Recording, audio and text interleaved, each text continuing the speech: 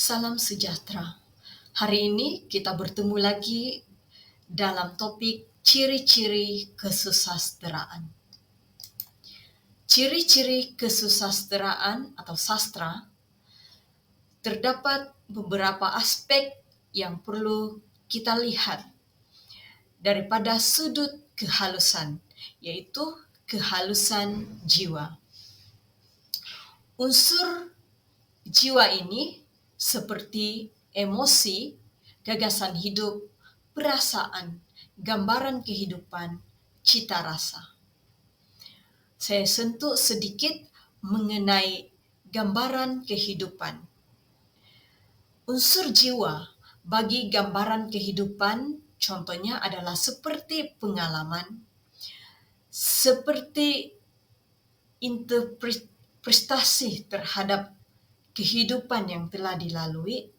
Penulis membawa pengalamannya untuk membentuk atau menerjemahkan dalam bentuk karya agar dapat dibaca oleh pembaca dan menjadi inspirasi kehidupan.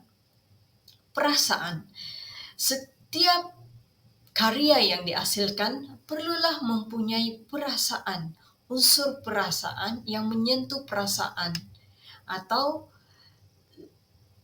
perasaan-perasaan ini lebih dikaitkan lagi dengan unsur emosi yang terdapat dalam slide ini, yaitu karya tersebut perlulah mempunyai unsur-unsur ini bagi menyentuh dan memberi kesan kepada pembaca. Dengan demikian, barulah gagasan hidup ini dapat dibangunkan. Barulah ide ini dapat betul-betul berkesan kepada pembaca. Dan juga cita rasa, memberikan cita rasa yang berbeza daripada sastra-sastra lain yang dihasilkan. Sama ada sastra tersebut mampu memenuhi unsur jiwa ini nanti, yang menjadi kegemaran pembaca atau kritikan yang kurang baik daripada sudut pandang pembaca, atau menjadi kritikan yang membangun kepada kehidupan orang lain. Maka kelima aspek sastra ini, ciri-ciri sastra ini adalah sangat penting dalam sebuah naskah atau karya sastra yang dihasilkan. Ciri-ciri kesusasteraan juga ialah seperti penulisnya maupun pembaca terdorong untuk mencari nilai-nilai di dalam sastra tersebut. Seterusnya, berbeza dengan karya seperti buku undang-undang yang terakam di dalamnya peraturan-peraturan yang perlu dipatuhi, yaitu buku-buku ini lebih bersifat fakta dan tetap. Tetapi karya sastra adalah berubah-ubah mengikut kreativiti penulis tersebut. Ianya juga memberikan gambaran kehidupan, perasaan, lambang timbul daripada kekuatan pengarangnya. Maksudnya di sini ia memberikan lambang seperti mengambil perlambangan daripada unsur-unsur alam untuk memperkatakan tentang suasana hati, memperkatakan tentang pengalaman yang ingin dikatakan oleh seorang penulis agar lebih indah, lebih mendalam dan dapat difikirkan oleh pembaca. Seterusnya mempunyai keindahan, yaitu daripada sudut unsur bahasa yang menjadi asas bagi wujudnya hasil kesusasteraan. Ini merupakan hasil kesusasteraan, yaitu perlu ada pengarang atau penulis. Jika ada pengarang, maka sastra boleh dihasilkan. Dan pengarang perlulah mempunyai ketajaman mentafsir kehidupan ini, yaitu disokong oleh pengalaman hidup, mempunyai gambaran kehidupan yang tajam, mempunyai gambaran kehidupan yang mampu membawa penulis tersebut menghasilkan karya sastra.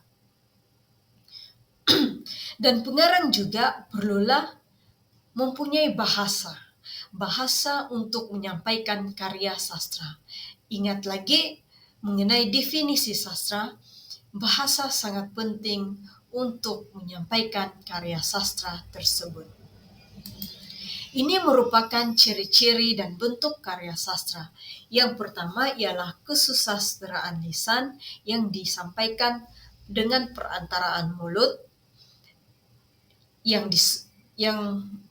dimediumkan oleh bahasa, dan kesusastraan tulisan dalam bentuk bercetak.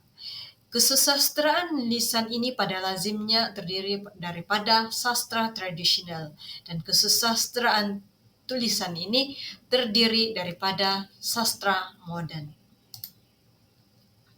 Ciri-ciri dan bentuk karya sastra. Karya sastra mempunyai tradisi yang tinggi, yaitu mencerminkan pencapaian budaya yang tinggi dalam satu-satu peradaban. Mempunyai pengaruh luar istana atau bandar, terdapat corak budaya dan peradaban yang sama dipanggil sebagai tradisi kecil. Dalam konteks Malaysia, tradisi lisan merupakan manifestasi kepada sastra rakyat yang terdiri daripada kalangan rakyat jelata Melayu di kampung-kampung. Jadi, tradisi lisan ini lahir daripada masyarakat yang sederhana, yang seterusnya melahirkan karya-karya sastra lisan.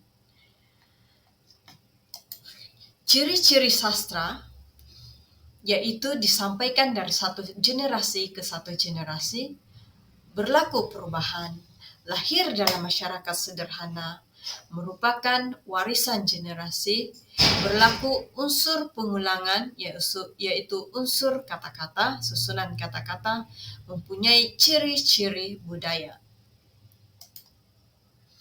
Juga ciri-ciri sastra tulisan mempunyai media tulisan, yaitu tulisan tangan atau cetakan, lebih kekal dan tahan lama, boleh dibaca berulang-ulang kali, dan semasa kedatangan Islam, tulisan Jawi telah diperkenalkan sebagai medium kepada cetakan untuk menyampaikan sastra tulisan pada ketika itu dalam bentuk cerpen, puisi, novel, drama, dan sebagainya.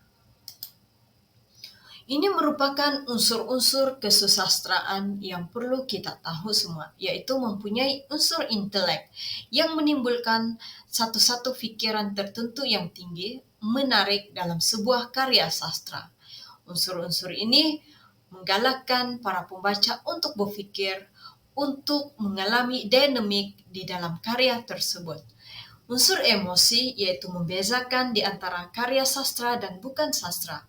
Karya sastra selalunya akan memaut emosi, memberikan unsur emosi karena terdapat gambaran kehidupan, kisah-kisah yang sedih, gembira, kisah-kisah yang menyentuh pembaca tersebut. Tetapi dalam karya bukan sastra, unsur-unsur ini tidak diletakkan karena ia lebih bersifat fakta, pemberitahuan, dan hanya sebagai pengetahuan sahaja. Dan juga unsur sastra juga terdapat juga unsur imajinasi, yaitu memperlihatkan ketajaman daya penglihatan, pengamatan pengarang terdapat terhadap satu-satu benda dan peristiwa. Unsur imajinasi ini selalunya terdapat di dalam cerita-cerita sastra science fiction atau sastra fiction, dan ianya disokong dengan pelbagai kreativiti, unsur imajinasi yang selalunya ditulis untuk membantu kanak-kanak membaca, kanak-kanak merasa seronok dan terhibur dengan karya yang dibaca. Teknik merangkumi cara pengarang menyusun peristiwa, yaitu plot di dalam cerita, memilih kata-kata, mengatur rangkap-rangkap dalam sajaknya, meletakkan adegan-adegan dalam penulisannya.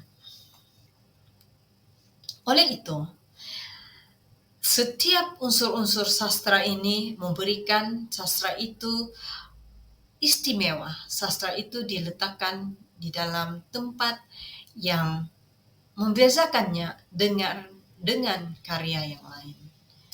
Sekian, terima kasih. Semoga memberi manfaat kepada Anda.